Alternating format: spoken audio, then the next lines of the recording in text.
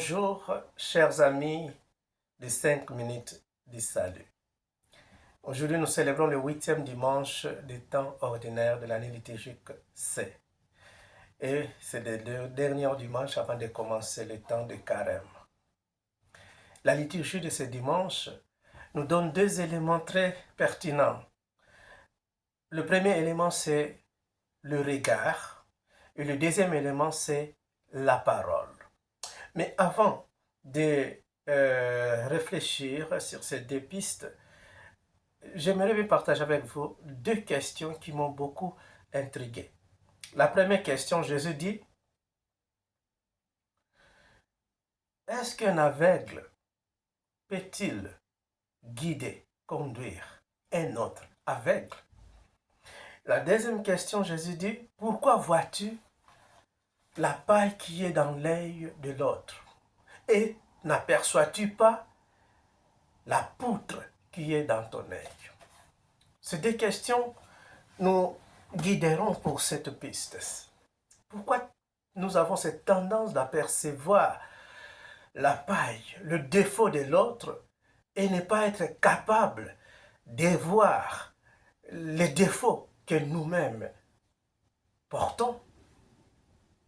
En ce dimanche, ces questions nous seront très nécessaires parce que ça sera une manière de nous purifier pour nous plonger et commencer le temps de carême. Souvent, il y a cette tendance, tentation répandue, voir d'abord le défaut des autres avant de reconnaître le nôtre. Mais Jésus nous donne, nous renvoie nous renvoie une logique contraire. Commençons par nous-mêmes, avant de voir le défaut des autres. Nous avons souvent tendance à juger, à critiquer, à pointer du doigt, tout en oubliant nos propres erreurs. Deux choses, le regard et la parole. Commençons avec le regard. Vous savez, l'œil, c'est l'entrée même de nombreuses informations. Et ces informations influencent nos pensées, nos émotions et nos jugements. Déjà avec l'œil, physiologiquement, biologiquement, nous pouvons beaucoup dire. Mais moi, j'aimerais bien qu'on puisse penser sur cet œil comme l'œil du cœur. Comment est-ce que tu vois les choses dans ton cœur? Pourquoi vois-tu le défaut de ton frère, de ta sœur et tu n'aperçois pas tes propres défauts? Cette invitation de Jésus nous pousse à une introspection sincère, à une purification de regard. Avant de voir dehors, voyons d'abord notre intérieur. Vous savez, si nous pratiquons cette logique, beaucoup de moments et de temps, nous éviterons le jugement par défaut. Le Christ nous invite tout simplement. Si tu veux juger l'autre parce que l'autre est plein de haine, vois d'abord en toi, est-ce que tu as l'amour? Si tu juges l'autre si tu lui reproches d'être moins sérieux, vois d'abord en toi, est-ce que tu es fidèle, tu es sérieux en ce que tu fais?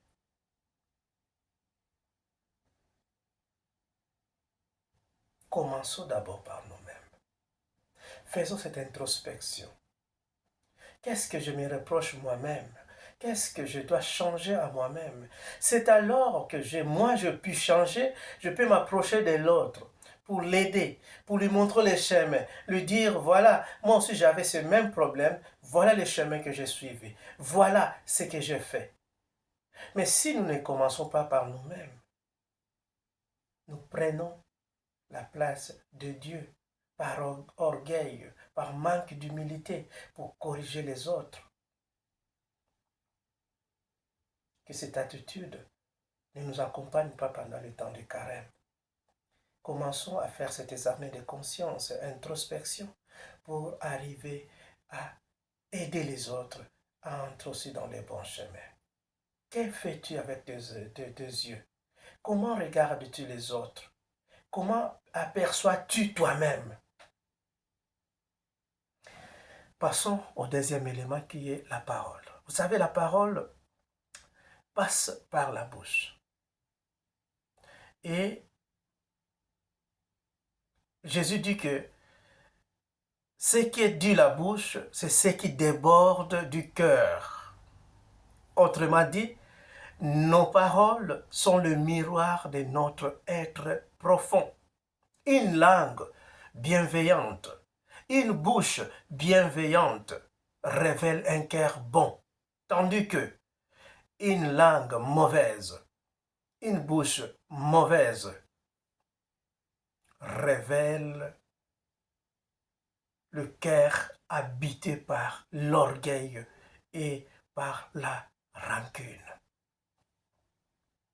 Notre bouche, nos bouches, notre parole, c'est un moyen d'expression de la foi, moyen d'expression de la vérité, moyen d'expression de l'amour.